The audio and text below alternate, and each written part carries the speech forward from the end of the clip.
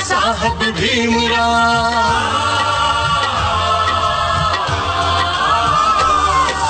बाबा साहब भीमराव, देश नमन तुम्हें करता है।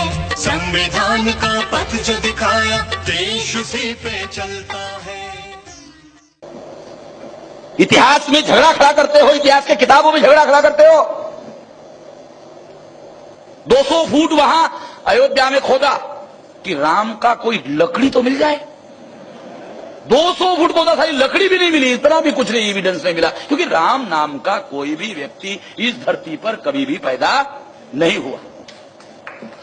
क्योंकि इतिहास में जब राम अगर राजा थे, राम राजा थे, शासन चलाना पड़ता है, प्रशासन चलाना पड़ता है, मिलिट्री चलाना पड़ता है, नौकर रखना पड़ता है, सैलरी देनी पड़ती है। सैलरी देने के लिए पैसा चाहिए, रुपया चाहिए, कॉइन चाहिए, चलन चाहिए। पराग भाई बैंक के अधिकारी हो, चलन जानते, चलन किसको कहते हैं? तो हर राजा का अपना चलन होता है। कोई राम को मानने वाला व्यक्ति ये बताए कि राम का चलन क्या था?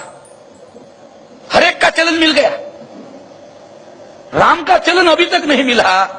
आर्कोलॉजी में, पुरातत्व में एक भी सबूत आज तक नहीं मिला कि राम अयोध्या में पैदा हुए। 14 राम मंदिर है, हर मंदिर का महंत कहता है हमारा मंदिर जहां है वही राम पैदा हुए। अरे राम 14 थोड़ी है ना भाई, अरे एक ही है ना। नहीं तो वो हमारा मंदिर जहां है वही राम पैदा हुए। वो आरएसएस और विश्व हिंदू परिषद के लोग, उससे भी महान लोग, वो कहते हैं कि 14 मंदिर है, एक भी मंदिर में राम पैदा नहीं हुआ। वो बोलते राम मंदिर में पैदा हुए। और आरएसएस विश्व हिंदू परिषद के लोग कहते कि राम मंदिर में पैदा हुए ही नहीं, वो तो मस्जिद में पैदा हुए। वो बहुत महान लोग है। अभी क्या किया जाए? मेरा तो उनको ये कहना है, भाई राम की बदनामी करो मगर इतनी मत करो कि मुसलमान के घर पैदा हुए। बदनामी करो मगर इतनी तो बदनामी मत करो। तो मैं पहचान की बात आपको बता रहा था। तो जो लोग हमारा इतिहास और हमारी पहचान बदल रहे हैं, जो लोग हमारी पहचान बदल रहे हैं, हमारी पहचान कुछ और है, वो उस पहचान को खत्म करके दूसरी पहचान दे रहे हैं। उन्होंने सबसे पहले हमारे लोगों को दैत्य, दानव, असुर, दास, पहले ऋग्वेद में कहा, बाद में वर्ण व्यवस्था बनाई। वर्ण व्यवस्था जब बनाई, जब वर्ण व्यवस्था में 4 वर्ण बनाए तो हमारे लोगों को शूद्र घोषित किया। शूद्र ये पहचान भी ब्राह्मणों ने हमको दी। दानव, दैत्य, असुर की पहचान भी उन्होंने दी। उसके बाद शूद्र की पहचान उन्होंने दी। प्रतिक्रांति हुई, प्रतिक्रांति के बाद जातियों का निर्माण हुआ। जातियों के निर्माण में जातियों के नाम निर्धारित हुए। ये जो नाम है, ये नाम आपकी आज की पहचान है। ये जो आज की पहचान है, ये ब्राह्मणों ने दी हुई पहचान है। प्रतिक्रांति के बाद अस्पृश्यता का निर्माण हुआ। कुछ लोगों को अछूत घोषित कर दिया गया, ये पहचान भी उनकी दी हुई पहचान है। कुछ लोगों को उन्होंने समाज से सेग्रीगेट कर दिया, जंगलों पहाड़ों में रहने के लिए मजबूर कर दिया। उनको जंगली कहा, वनवासी कहा, गिरिजन कहा। गांधी जी महान थे, इसके बारे में मैं कभी किसी को कोई डाउट नहीं होना चाहिए। मैं गांधी जी का निर्द्वंद विरोधी आदमी। मेरे से टीवी पर अगर कोई गांधीवादी बहस करने के लिए तैयार है, ये 10 साल से आह्वान कर रहा हूं, कोई आए भाई मेरे से गांधी जी के बारे में बहस करने के लिए तैयार हो जाए। हमारा भाई वो कह रहा था, वो मेरे से बहस करने, मैं कोई गांधीवादी आदमी गांधी जी का बचाव करने के लिए आना नहीं चाहता, क्योंकि वो खासगी में बोलता है गांधी जी के हाथों से कुछ गलती हुई है। तो ये पहचान के साथ जुड़ा हुआ मामला है। उन लोगों ने हम लोगों को पहचान दी, गिरिजन बोला, जंगली बोला, वनवासी बोला। गांधी जी आए, गांधी जी ने किसी को हरिजन कहा, किसी को गिरिजन कहा, फिर उन्होंने नाम दिया। यानी हर इतिहास के हर पन्ने में आप देखेंगे, हर बार उन्होंने नाम परिवर्तन हमारा किया।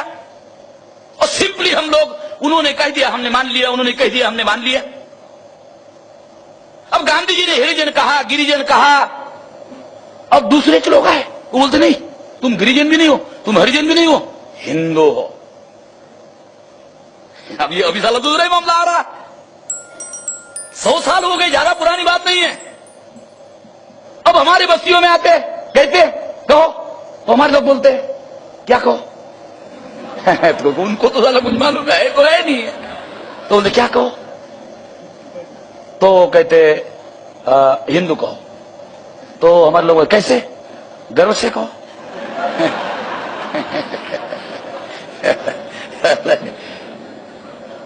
हमारे लोगों को साला समझ में नहीं, साला गर्व से अब कहे तो क्या कहे, इसमें कौन सी साली गर्व की बात है? तो वो सोचते साली इसमें गर्व की क्या बात है?